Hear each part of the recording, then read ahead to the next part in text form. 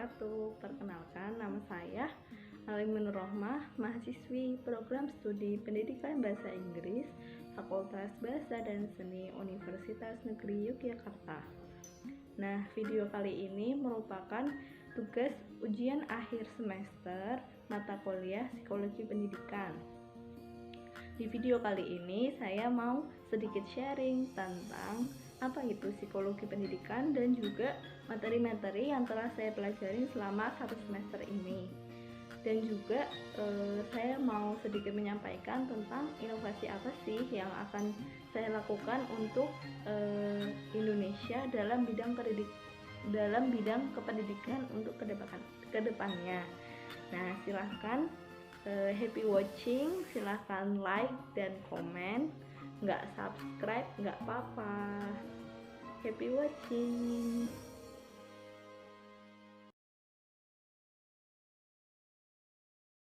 Nah, untuk pembukanya ada salah satu quotes nih. Jika pendidikan tidak mendorong manusia untuk berjuang mewujudkan impiannya, berbagi dan berkarya untuk berkontribusi pada lingkungannya, serta mengokohkan keimanan pada Sang Pencipta, maka untuk apa pendidikan itu ada? By Lenang Manggala, founder Gerakan Menulis Buku Indonesia. Nah, sebelum membahas tentang kenapa penting mempelajari psikologi pendidikan, kita bahas dulu apa itu psikologi, apa itu pendidikan, dan apa itu psikologi pendidikan.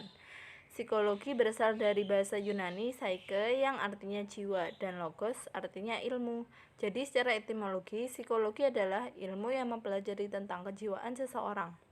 Apa itu pendidikan? Pendidikan merupakan usaha sadar dan terencana untuk mewujudkan suasana belajar dan proses pembelajaran agar peserta didik secara aktif mengembangkan potensi dirinya untuk memiliki kekuatan spiritual, keagamaan, pengendalian diri, kepribadian, kecerdasan, akhlak mulia, serta keterampilan yang diperlukan dirinya, masyarakat, bangsa, dan negara. Nah, yang terakhir, apa itu psikologi pendidikan? Psikologi pendidikan adalah ilmu yang memusatkan perhatian pada persoalan-persoalan yang berkenaan dengan proses dan faktor yang berhubungan dengan tindakan belajar. Nah, sekarang kita bahas mengapa penting bagi calon guru untuk mempelajari ilmu psikologi pendidikan. Ada beberapa alasan nih yang bakal aku kemukakan. Cekidot ya. Yang pertama, konseling anak.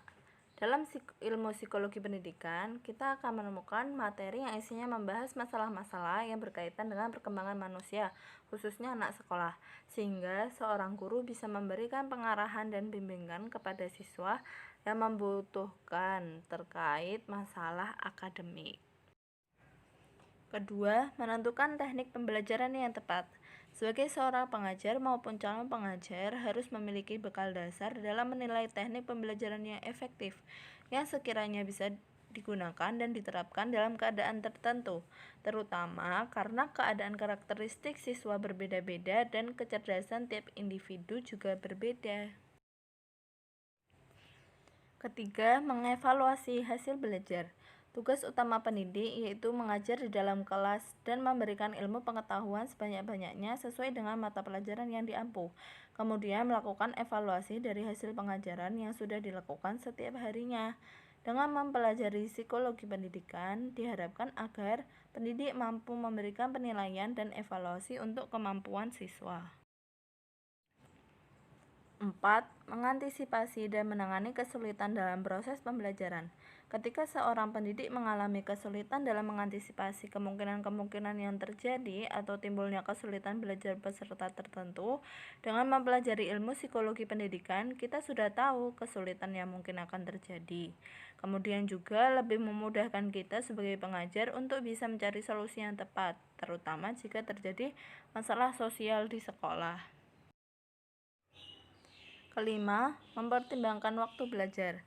Jika kita tidak mempelajari psikologi pendidikan, mungkin kita akan mendorong banyak anak murid untuk terus belajar tanpa memperhatikan apakah ia merasa lelah, muak, dan sebagainya. Padahal anak juga bisa stres dan kelelahan karena jadwal pelajaran yang padat. Belum lagi pekerjaan rumah yang sering diberikan oleh gurunya. Maka dengan mempelajari psikologi pendidikan, kita akan tahu porsi belajar siswa seharusnya berapa lama, dan kita tidak memaksakan siswa untuk belajar terus-menerus. 6. Mempermudah dalam menetapkan tujuan pengajaran. Ketika kita pernah mempelajari psikologi pendidikan, maka akan memudahkan dalam membuat target dan tujuan pembelajaran. Cara mendidik anak agar cerdas tidaklah mudah, tetapi sebagai guru kita harus percaya pada anak dan dapat menemukan tujuan pembelajaran yang tepat disesuaikan dengan kecerdasan masing-masing. Jika ada anak yang memiliki nilai olahraga yang bagus dan tinggi, maka arahkanlah anak itu menjadi atlet, dan jangan paksa anak mendapatkan nilai 100 pada matematika atau pelajaran lainnya yang dia kurang mahir di dalamnya, karena hal itu bisa mematikan bakat yang telah ada jika bakat itu terus-terus ditekan dan tidak dikembangkan karena fokus untuk mempelajari pelajaran yang dia tidak ahli di dalamnya. Nah, selanjutnya tentang 11 materi psikologi pendidikan yang aku pelajari di semester ini. Yang pertama ada perkembangan anak, remaja dan perkembangannya, perkembangan individu, teori belajar behavioristik, teori belajar kognitif. Lalu ada teori belajar humanistik, teori belajar Ki Hajar Dewantara, lingkungan belajar, motivasi belajar, evaluasi belajar, dan yang terakhir diagnosis kesulitan belajar. Nah, setelah ini aku akan bahas satu persatu nih apa aja yang dipelajarin di tiap materinya. Nah, di materi perkembangan anak itu akan kita pelajari seperti yang udah saya tulis di atas. Jadi kurang lebih itu kita mempelajari mulai dari perkembangan fisiknya, dari awal lahir, lalu berumur 1 tahun, 2 tahun, dan selanjutnya, terus ciri-ciri fisiknya ketika berkembang. Nah, terus habis itu juga kita tuh belajar tentang karakteristiknya juga. Nah, karakteristiknya ini kan perkembangan anak usia dini, apalagi umur-umur di bawah 5 tahun itu mereka tuh ekspresif, suka berfantasi, suka berimajinasi, suka eksplorasi, dan yang lain-lain. Nah, terus juga kita belajar tentang jenis-jenis perkembangannya. Nah, perkembangannya itu dibagi jadi 3, perkembangan fisik, perkembangan kognitifnya, dan perkembangan psikososialnya gitu. Jadi psikososial ini meliputi emosi, sosial, dan moral. Jadi kita benar-benar belajar nih step by step apa sih perkembangannya anak tuh dari lahir sampai usia dewasa gitu. Perkembangan anak usia dini dulu sih sebenarnya yang kita pelajari gitu. Nah, setelah belajar tentang perkembangan anak usia dini, kita masuk ke tahap selanjutnya itu tentang remaja dan perkembangannya. Nah, kita tuh juga ya intinya belajar dari apa sih makna remaja itu, terus habis itu perilaku-perilaku remaja. Kan di remaja itu juga ada perubahan-perubahan seperti perubahan fisik dan perilaku psikomotorik, perubahan bahasa dan perilaku kognitif, serta perubahan perilaku sosial, moralitas, dan religius.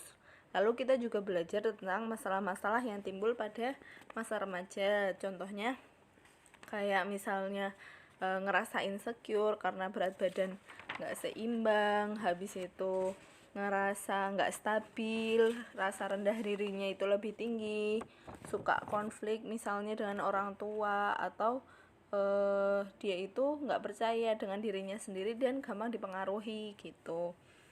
Kita juga belajar bagaimana mengatasinya, menghadapinya gitu. Jadi kita pelajari benar-benar ini tentang remaja. Lalu setelah mempelajari tentang remaja, kita berkembang menjadi mempelajari individu. Karena kan setelah masa remaja itu remaja itu masa-masa pencarian jati diri gitu. Dan ya sebenarnya perkembangan setiap individu itu ya selalu berlangsung gitu. Individu itu kan juga berbeda-beda gitu, ada faktornya. Nah, faktornya itu seperti faktor genetik dan faktor lingkungan. Terus habis itu macam-macam perkembangan individu. Yang pertama, intelijensi. Intelijensi ini itu meliputi memecahkan masalah, terus untuk kemampuan untuk beradaptasi, dan belajar dari kehidupan sehari-hari. Terus ada kepribadian, terus ada temperamen. Temperamen itu gaya perilaku seseorang dan cara karakteristik merespon. Dan gaya belajar, kan ada gaya belajar baru kayak gitu, kurang lebih seperti itu. Dan juga implikasi perbedaan individu dalam proses pembelajaran gitu, karena ya setiap individu berbeda-beda dan cara belajarnya juga berbeda-beda.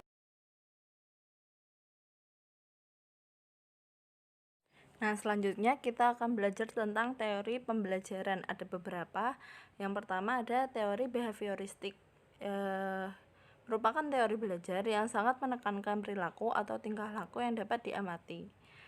Nah, menurut pandangan belajar menurut teori behavioristik ini, belajar merupakan perubahan yang dialami siswa dalam hal kemampuannya untuk bertingkah laku dengan cara yang baru sebagai hasil interaksi antara stimulus atau perangsang dan respon yang merespon.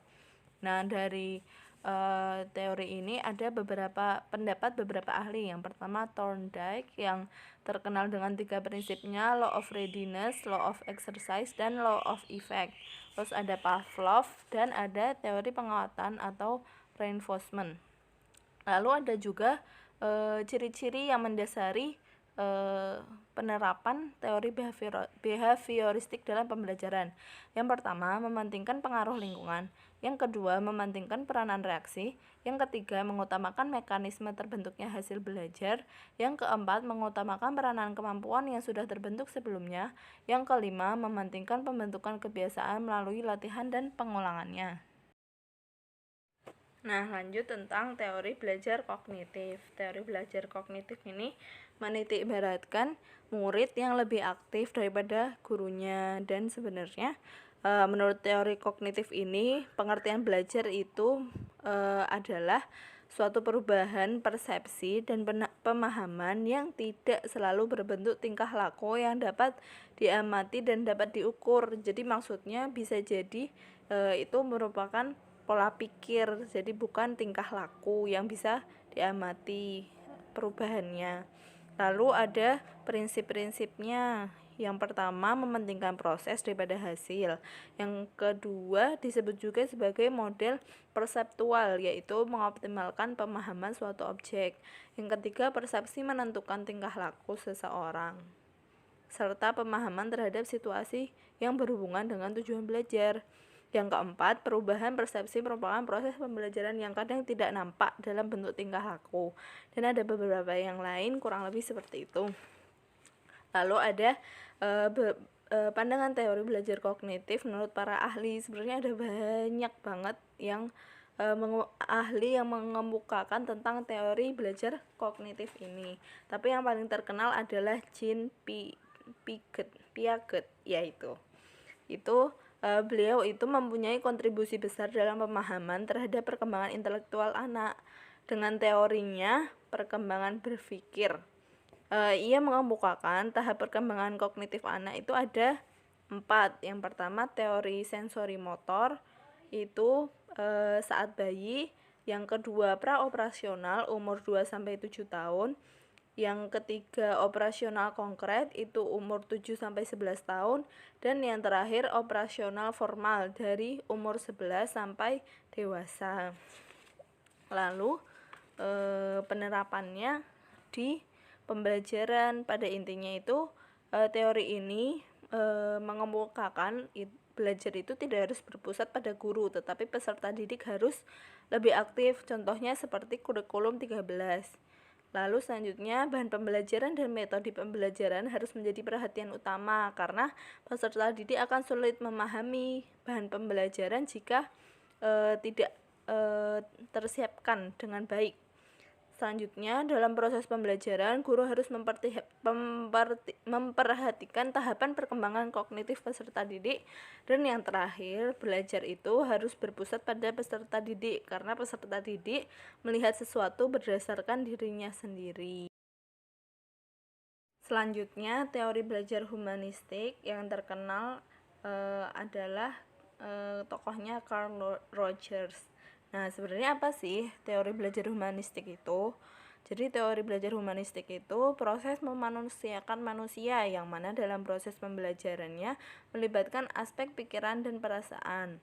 Teori humanistik mengajarkan bahwa tujuan belajar adalah untuk memanusiakan manusia. Selanjutnya ke pendapat ahli. Menurut Abraham Maslow, manusia itu bertingkah laku untuk memenuhi kebutuhan yang sifatnya hierarkis. Adanya rasa takut pada diri masing-masing individu, sekaligus juga adanya dorongan untuk menjadi lebih maju dan memaksimalkan potensinya, percaya diri menghadapi dunia luar, dan juga menerima dirinya sendiri. Lalu ada Carl Rogers. Rogers memandang manusia sebagai makhluk yang rasional, realistis, sosialis, dan ingin maju. Selanjutnya, teori Arthur Combs. Arthur mengemukakan bahwa proses belajar akan terjadi apabila mempunyai arti bagi seorang individu. Nah, berlanjut pada kelebihan teori ini. Kelebihannya yang pertama, mengedepankan sikap demokratis. Yang kedua, peran aktif peserta didik. Dan yang ketiga, mempererat hubungan antara peserta didik, guru maupun lingkungan sekitar. Tapi di sisi lain ada kekurangannya juga. Yang pertama, pemahaman yang kurang dapat menghambat proses pembelajaran. Yang kedua, adanya kebebasan yang diberikan akan memicu penyalahgunaan. Dan yang ketiga itu pemikiran yang tidak berpusat. Nah, lanjut ke teori belajar Ki Hajar Dewantara. Menurut Ki Hajar Dewantara, pendidikan merupakan salah satu usaha pokok untuk memberikan nilai-nilai kebatinan yang ada dalam hidup rakyat yang berkebudayaan kepada tiap-tiap turunan baru. Tidak hanya berupa pemeliharaan, akan tetapi juga dengan maksud memajukan serta memperkembangkan kebudayaan menuju ke arah keseluruhan hidup kemanusiaan. Teorinya yang pertama ada metode Among. Metode Among itu yang Ingar Sosong Tulodo, yang artinya guru itu sebagai pendidik, di depan mendidik. Ing Madyo Mangunkarso, bahwa seorang pendidik itu berada di tengah itu harus membangkitkan semangat. Tuturi Handayani, di belakang itu mengikuti dan mengarahkan anak didik agar bisa bertanggung jawab. Lalu ada fatwa sendi kehidupan. Yang pertama, tetap mantep atep. Yang kedua, ngandel kendel bandel kandel. Yang ketiga, neng ning nung nang. Ya, itu.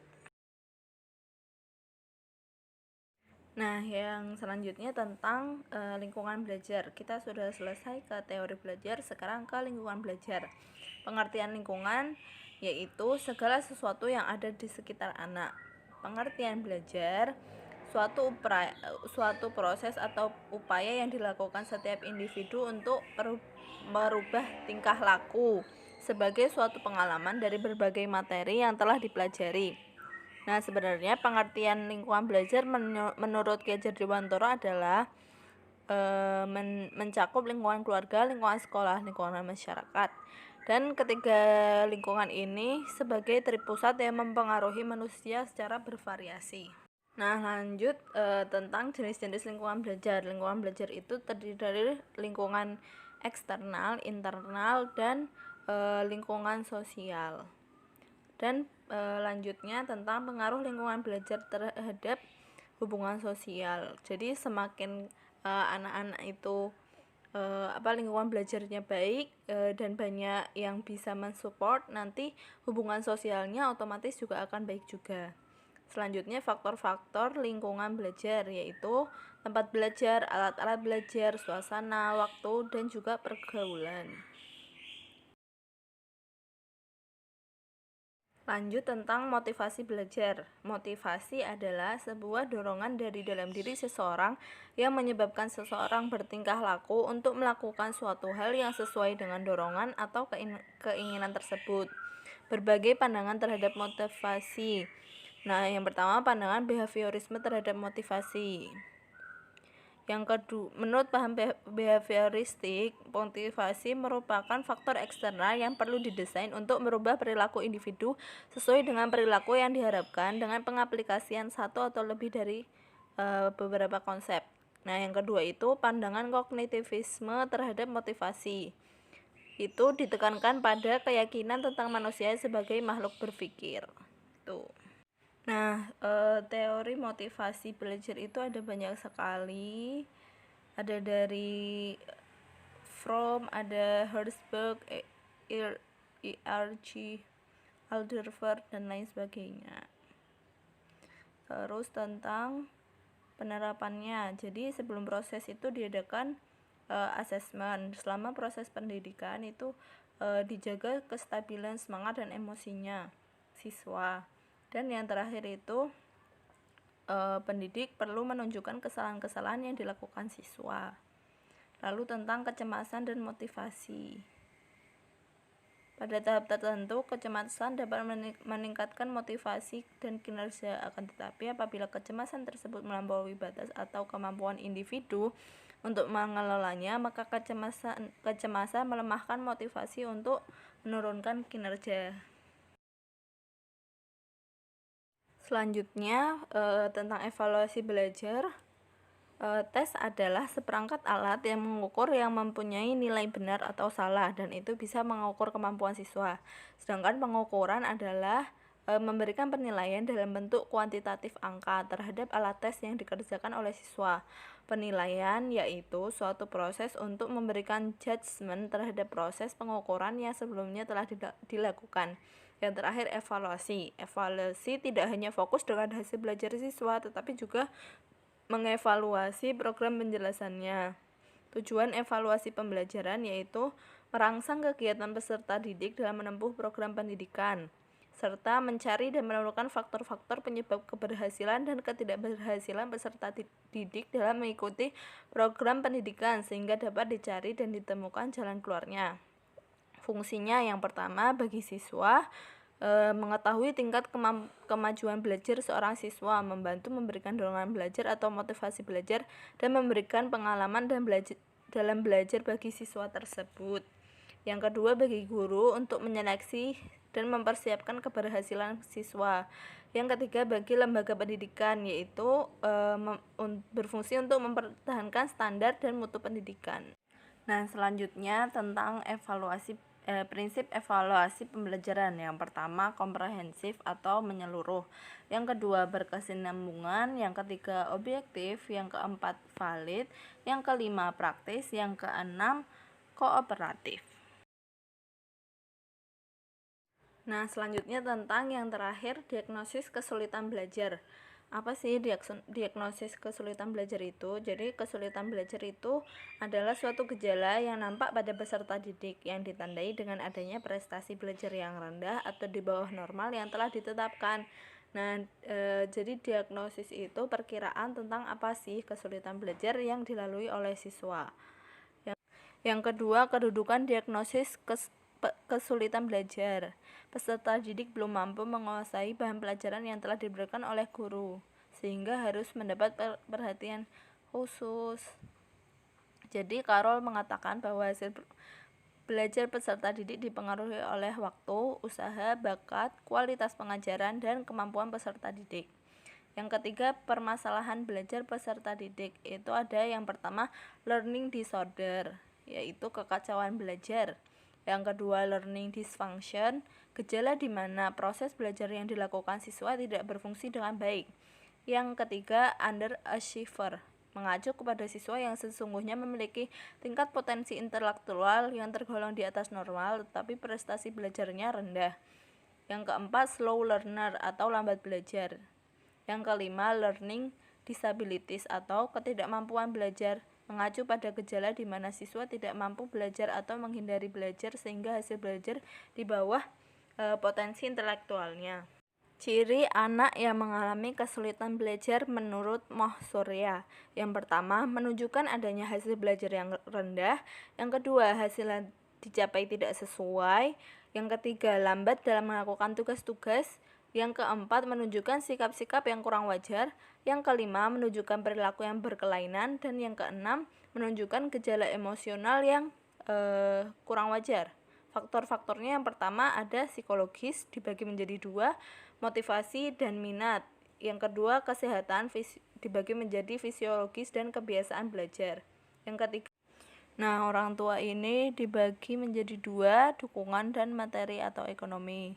Yang keempat, lingkungan sekolah, penggunaan metode oleh guru, dan penggunaan alat atau media. Yang kedua, lingkungan masyarakat dibagi menjadi media massa dan pergaulan atau teman bermain yang mempengaruhi.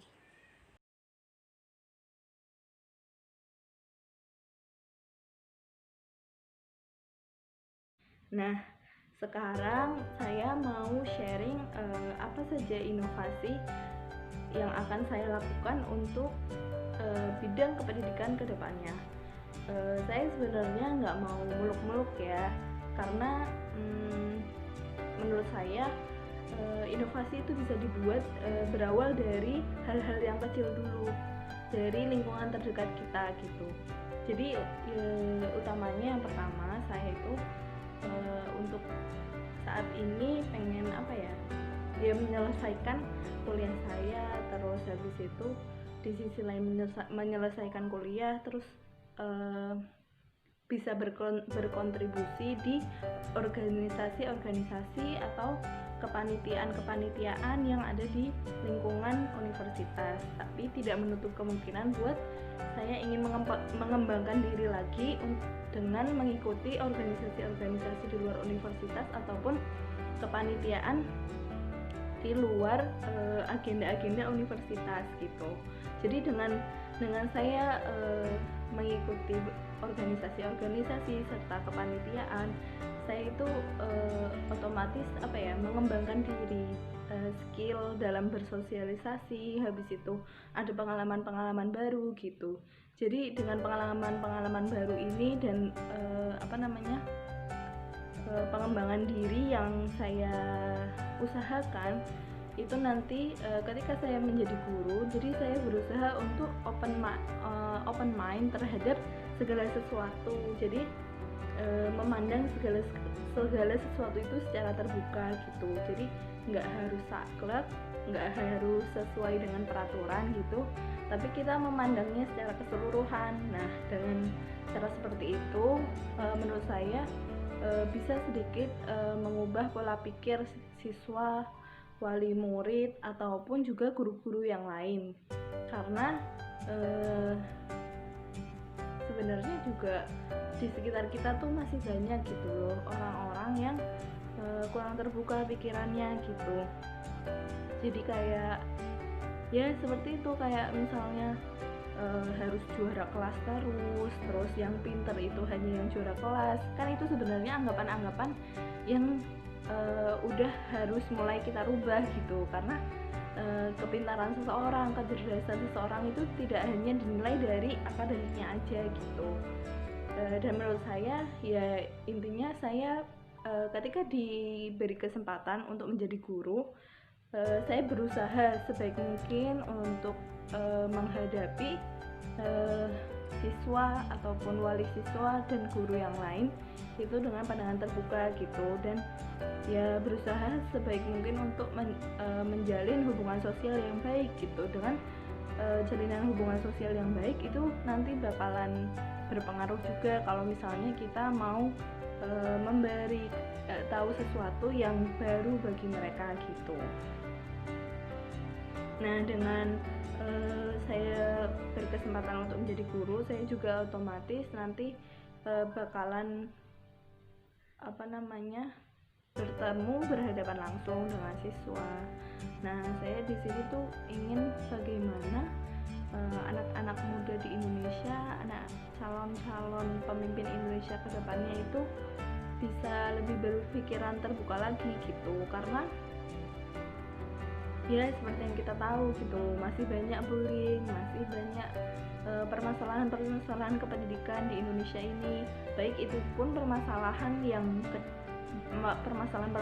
besar yang tergantung dari pemerintah ataupun permasalahan kecil seperti gimana sih lingkungan sekitar, lingkungan rumah, lingkungan sekolah itu kan berpengaruh sekali. Jadi saya ingin membangun karakter siswa gitu ya, walaupun itu tuh bukan sesuatu hal yang gampang gitu, karena kan kita hanya sebagai guru, bukan sebagai orang tua, karena kan utamanya karakter itu dibangun dari keluarga gitu. Lalu yang kedua itu karena saya jurusannya prodinya merupakan prodi pendidikan bahasa Inggris, pendidikan ya kebahasaan lah intinya. Itu juga saya suka untuk belajar bahasa-bahasa baru gitu. Jadi saya kepingin bikin platform ataupun aplikasi yang aplikasi bikinan anak Indonesia untuk membantu semua orang dari segala usia dan juga segala kalangan itu belajar bahasa asing dengan mudah gitu. Jadi nggak cuma belajar bahasa Inggris, nggak cuma belajar bahasa-bahasa yang pokok di dunia ini, tapi juga bisa belajar bahasa-bahasa yang jarang ditemui, walaupun mungkin itu persentasenya orang yang mempelajari bahasa yang jarang dipelajari itu lebih sedikit kayak gitu. Cuman seperti kayak Duolingo itu saya pengen bikin aplikasi yang kayak gitu karena saya merasa nyaman gitu, karena di sana itu kita belajar dari nol, dari dasar, terus kita juga belajarnya tuh bener-bener dari speakingnya juga, dari listeningnya juga, dari writingnya juga gitu. Jadi benar-benar semua skill mempelajari bahasa itu dipergunakan di Duolingo itu. Jadi saya merasa wah kok ini di Indonesia belum ada ya gitu. Jadi pengen gimana membuat aplikasi yang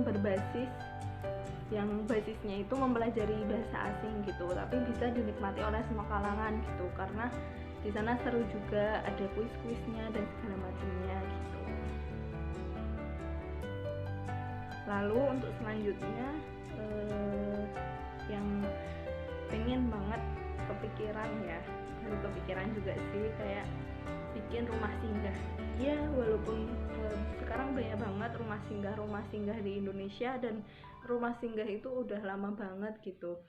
Cuman kayak masih sedikit aja rumah singgah yang mengumpulkan anak-anak jalanan untuk diberikan materi-materi pelajaran-pelajaran membaca, menulis, berhitung, yang juga mengajarkan ilmu agama gitu, menghafal, habis itu belajar doa-doa, terus belajar sholat dan lain sebagainya, serta mengajarkan skill gitu. Jadi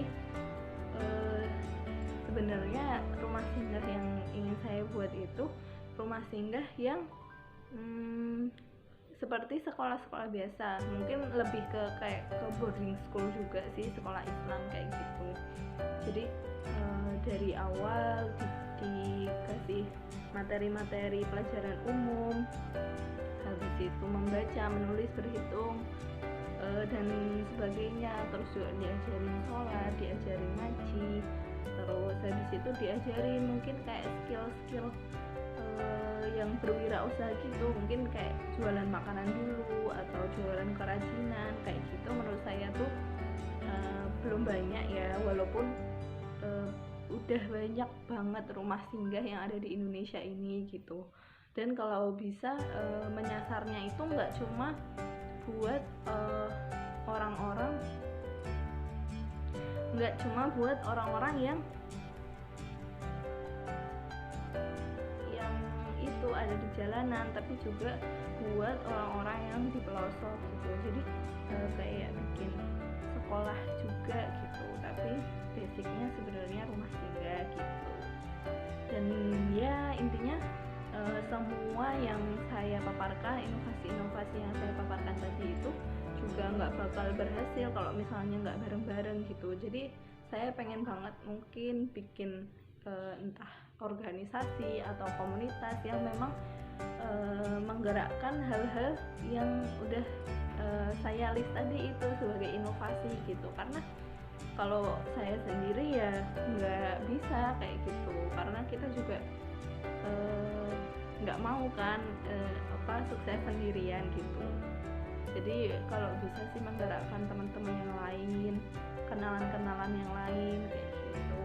Dan kalau bisa kita juga tetap berwirausaha juga. Jadi nggak hanya bergantung, mungkin kalau misalnya butuh donatur nggak hanya bergantung untuk donatur gitu, tapi kita juga bisa mensuplai uang untuk pembelajaran itu sendiri karena kita juga punya wirausaha begitu.